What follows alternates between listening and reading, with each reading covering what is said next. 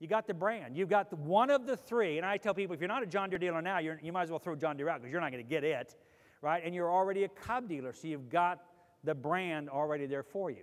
And I'm not knocking any other manufacturers out there. I'm not saying they got bad product. I'm just simply saying that from a recognized standpoint, you got one of the strongest brands out there. Then it goes back to the environment.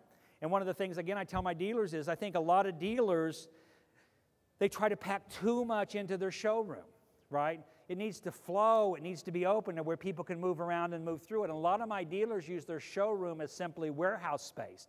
I've already set it up, so let's just load it in there. We've got 18 of the same mowers sitting next to each other. Don't need 18 of them. And I understand that we don't have a lot of space in a lot of our stores, and the warehouse space is a premium, and we're trying to set things up while we have the time to set them up during off-season. I get it. I understand that. But I tell people again, but in our showroom, the key is getting it set up to where when people walk in, they're not overwhelmed with it, they're invited into it. Because if I walk in there and there's 18 different pieces, they're all the same thing, I'm confused. Because the average person gets confused on anything more than 3 choices or options. You aware of that? When you're selling, the key is to keep it to 3 or less options. Never give somebody more than 3 options when you're trying to sell them something. Because the average person, once you enter into a 4th option, they become confused. And when people become confused, what do? Get closer to the confusion or move away from the confusion? Move away from it. Who was the confusion? You. So what do they tend to do? Well, let me do what? Let me take a brochure, give it some thought, and I'll do what? I'll come back, which means they'll never do what? Come back. They'll never come back. So I tell people again, that's my challenge again with a lot of my dealers who have multiple lines that actually compete against each other rather than complement each other.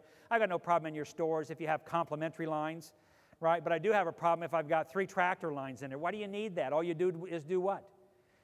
You confuse people, right? And the more we confuse them, the harder it is to do what? The harder it is to sell them. And our goal is to do what? I want you to come in, and half the people that walk in my store, I want them to buy something from me. That's what you're spending your marketing dollars to do.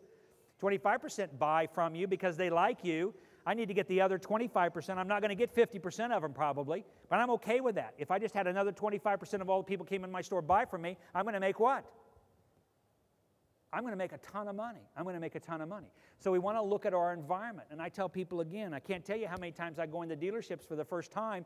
They've had me come in and do an analysis of their dealership, and I walk in and I see signs up that says, don't set on this, don't play with this. I mean, I was at a dealership here a couple years ago, and you're all familiar with the Mantis tiller, little tiller.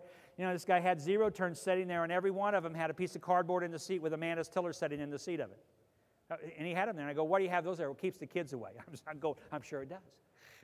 And everybody else. Because for me to sit in the seat as a buyer, I've got to have you do what? Remove the what? Would you move the tiller? I'd like to try this out. But his perception was, well, I do that because I don't want people tearing things up. And I laughed and I says, if a kid can tear this up, sit it on your showroom, you probably shouldn't be selling it anyway. Right? Probably shouldn't be selling it anyway. So again, what I want to try to do is create an environment, an experience for people when they come in my store. I don't want to have everything I've got to sell. I want to have the things I got to sell that represent who I am. And I tell people again, I don't need 3 or 4 of the same things sitting in my store. I need to find someplace else to put them. Maybe again, during season, may have to rent a little rental unit or something like that to keep them. I know every store is different, and you all have different amounts of space to work with. But again, you want to keep it nice, simple, and clean. This is a good example of clean. You walk into this store, it's clean, easy to see things are lined out well. Some people like to put mazes and stuff through the stores. Nothing wrong with that. Walking people through a path, a story, nothing wrong with that at all. But I tell people, but it's clean, it's easy, it makes sense of what you're doing in there. Again, too many times we take our showrooms, and I think our goal is to put as much stuff in our showroom as we can, and that's not your goal in your showroom. Your showroom is to showcase things, to showcase who you are, to showcase. You think of a car dealership. How many cars that the dealer has on the lot are actually in their showroom? Why don't they put them all in there? Damn, they just need bigger showrooms. They don't need to put them all in there because what they've got in their showrooms are the things they want to show what? Case. I can have the other stuff someplace else. I want to have the stuff that's unique, that's different, one of a kind.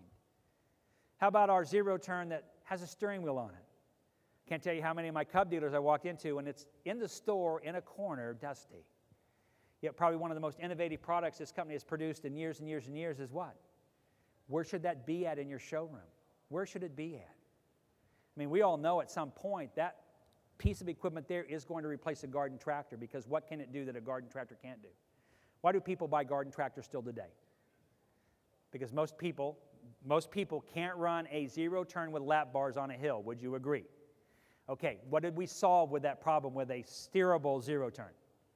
I tell people the days of the tractor, that machine will revolutionize tractors, because I don't need one anymore. Now I can do what? I can take any 80-year-old woman, put her on a zero-turn mower with a steering wheel on it, and she can do the exact same easier thing now with that machine than she can with a tractor. Would you all agree? So, but what has the prominent point in our showroom? Why?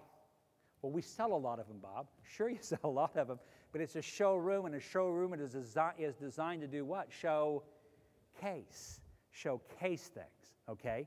So again, we have to rethink how we're doing our showrooms in there from that standpoint.